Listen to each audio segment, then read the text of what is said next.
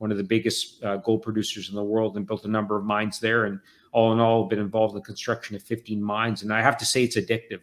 That process of raising capital, putting it to work, creating value is a highly addictive and highly satisfying aspect of my job. And so how easy or hard is it to actually raise capital for this particular venture? I mean, it's a non-traditional, well, saying non-traditional is actually not entirely true, given that gold has been around for thousands of years. But in the sense of an investment vehicle for a person who's investing capital, and I'm assuming royalties, which we'll get to in a minute, in person looking for a return on their cash, how do you convince them to, like, I'm gonna invest in a mine to build, and then this is gonna pay me back? Like, what's that process like? No, it's a great question, and it's a very cyclical industry, which is to say that sometimes the capital is there, sometimes it's not. When metal prices are high, then you tend to find generalist equity investors willing to throw capital at mining companies with growth opportunities. And I would say over the last half a dozen years, that hasn't been the case. It's been very, very selective access for mining companies to build new mines. And it really starts with the geological model. You have to be able to demonstrate that the deposit is attractive economically. It has enough mineral in it that makes it worth exploiting. Then you have to make the investment case. It generates an adequate rate of return for the capital you need to invest, which tends to be quite often in the hundreds of millions or billions of dollars. Again, very high barriers of entry. Right. And so I would say it's been very selective access over the last half a dozen, 10 years. That's likely to change as metal prices start to gather some momentum and generals start to participate in mining equities again. And then probably it'll become easier again, but there's a cyclicality to it.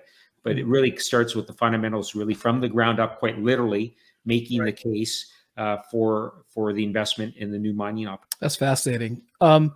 With this current sensitivities with environmental interactions between humans and the general environment, whether a career or an industry has been historically interactive between humans and the environment, governments are cracking down. You're in Canada. I mean, it's one of the most environmentally protective countries, out there. I know America's trying to get there, but what's the interaction like with the government? How do you convince them? Do you find now that it's harder than it ever has, the justifications, the timing for permitting, getting the mines constructed? Yeah, it's never been longer. In fact, from discovery of a new deposit to first production is typically a 15 to 20 year cycle. Oh my God. Yeah, it's very, very long. So I talked about the barriers to entry being more the capital intensity, but it's also the timelines. Right. Imagine how difficult it is to make an investment case for something that's 15 to 20 years away from generating revenue. So it's a challenge. And there's a number of factors that really drive those elongated timelines. One is, of course, you have to make a good fundamental case for the geological deposit. You have to drill it out. That quite often is constrained by access. If the deposit is going deeper, you need to start to tunnel deeper in order to get the drill setups to define it geologically, make that investment case. That takes time, takes capital. And then you have to get a social license to operate. And, quite often you're dealing with First Nations communities or Indigenous communities, or you're just dealing with communities at large. Community engagement is community engagement, whether they're First Nations or not.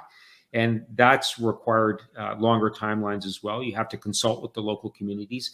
Then you have to go through a regulatory process, which, if anything's become more cumbersome and more duplicative, because quite often it's not one level of government, it's multiple levels of government, from municipal up to federal. And quite often they're duplicating efforts. They're not coordinating their efforts. You're having to do them over and over again. So it's become less efficient as I think, I'd hazard to say that these governments tend to do a lot of CYA, right? And, so that's why they tend to duplicate efforts rather than try to coordinate their efforts. So it has become challenging, and it's become challenging at precisely the time that we need these metals more and more than ever. Because if we hope to decarbonize our economy, we need a lot of metal to do that. And I'll give you a very tangible example. If you want electric vehicles by 2035, as our governments have mandated that we're going to all be driving the EVs by 2035, we need a lot of copper. An electric vehicle uses about 600 pounds of copper each. In a traditional internal combustion engine uses a third of that. So we have to triple the copper intensity per vehicle. Mhm. I have zero idea of where all this copper is going to come from. So when I hear these governments, including our own federal government, wave their magic wands and say we're all going to be driving EVs by 2035, they're either disingenuous or completely ignorant of what supply chains are. And Yeah, that's very, I very lean on the side of frustrating. the disingenuous and the and them just trying to get reelected. I've said this. What's so funny? It's so funny that you say this because I've said this to people. I said to myself, I'm like, yeah, 2035, huh? You mean after they push it back another 30 to 40 years? Because that's what's going to happen. They put it out there for them to get reelected. Yeah. There's not going to be the raw materials for them to be able to accomplish their goals. And number one, there is going to be a massive glut, dare I say half of the majority of people who simply can't afford to transfer their vehicle from gas powered to electrical. And fossil fuels are obviously the most efficient fuel source that we have. And that kind of shows itself in the fact that people who struggle financially can still buy those cars and fuel them up to get to work just to maintain a stasis. How you get there with them having to convert that to electric vehicle, even with tax credits, is so pie in the sky to me. But that's a whole nother conversation. Yeah, and that's one example of our Yeah. decarbonization effort. But for example, electrical power generation, we can't hope to achieve net zero emissions without uranium. We need to go back to nukes. Yeah. And nukes are zero emission. And guess what? Most of the uranium comes from Russia. There are no producing uranium mines in the United States. Yeah. My business partner, Amir Adnani, runs a uranium company, Uranium Energy Corp. Mhm.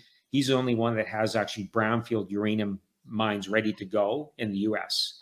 Wow. And it's not easy. Right. It's very, very challenging to get these things back up and running. And so there's no domestic supply chain for nuclear reactors in the U.S. But the U.S., if it hopes to achieve its net zero emissions on its electrical grid, needs a lot of nukes. And they need a lot of uranium to get that. And do they want to rely on the Russians? I don't think Yeah. so. Yeah, well, exactly. And they have the political will to be able to bring in nukes. I mean, the fact that people also, you have the politicians that kind of rally against nuclear energy, and it's like, you can't have it all.